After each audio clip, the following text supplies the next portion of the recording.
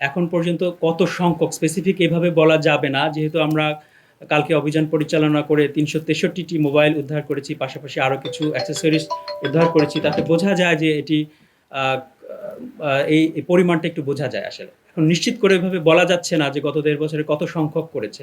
তো বোঝা যাচ্ছে যে এটা বিপুল সংখ্যকই হওয়ার কথা। আমাদের সাধারণ মানুষ যারা কিনছে তারা কিন্তু সাধারণ দোকান থেকেই কিনছে। বিভিন্ন যে মার্কেট রয়েছে, মার্কেটে যে দোকানগুলো রয়েছে সেখান থেকেই কিনছে।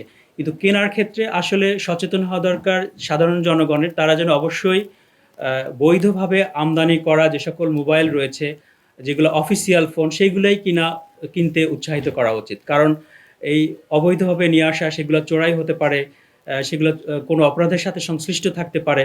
সেক্ষেত্রে সাধারণ জনগণের অবশ্যই সচেতন হতে হবে, তারা যেন বৈধভাবে আমদানি করা মোবাইলগুলাই যেন ব্যবহার করে। না, আমরা যেটা পেয়েছি সংযোজন করার যে জায়গাটা, মূলত ২ জায়গাতেই তারা ভালোভাবে মানে সংযুক্ত করার কিছুটা ব্যবস্থা আছে। তবে খিলক্ষেতে যেখানে আমরা অভিযান করেছি সেখানে একটু বড় ধরনের বড়সড় পরিসরে এবং বেশি পরিমাণে আমরা উদ্ধার করেছি নিকুঞ্জ এলাকায়।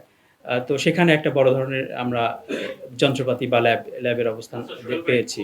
এটা আসলে আমরা তদন্ত করে বলতে পারবো। এখনই প্রাথমিকভাবে আমরা জাস্ট কালকে অভিযান পরিচালনা করেছি, তাদেরকে জিজ্ঞাসাবাদ করা হবে। পরবর্তীতে আমরা এটা আসলে জানতে পারবো।